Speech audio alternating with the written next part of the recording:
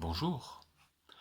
Quand je lis le chapitre 10 de l'évangile de Jean, je ne peux pas m'empêcher de penser au psaume 23. Vous savez, ce psaume qui commence par ces mots: L'Éternel, le Seigneur est mon berger, je ne manquerai de rien. Et qui se poursuit ensuite avec ces autres mots: Quand je passe par la vallée de l'ombre de la mort, je ne crains aucun mal, car tu es avec moi. Jésus, en s'annonçant comme étant le bon berger, donne un sens nouveau à ce psaume. Il l'éclaire, il l'approfondit. Nous savons que David priait déjà d'une certaine manière Jésus sans trop le savoir. Et c'est ainsi que ce psaume, comme tous les autres textes de l'Ancien Testament, s'éclairent et s'approfondissent quand nous les lisons à la lumière de l'Évangile, à la lumière de Jésus. Je suis la porte, dit aussi Jésus dans ce chapitre 10.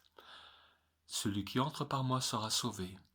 Et de dire que tous ceux qui ont prétendu l'être avant lui, tous ceux qui ont prétendu être le Messie, pour dire les choses autrement, ceux-là étaient des voleurs, dit Jésus. Dis-nous si tu es le Messie.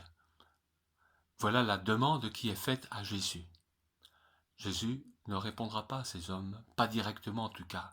Il l'avait fait, par contre, à la Samaritaine. Elle était bien disposée, et quand elle lui a dit « Je sais que le Messie doit venir, il nous dira toutes choses », lui, il a dit « Je le suis, moi qui te parle ».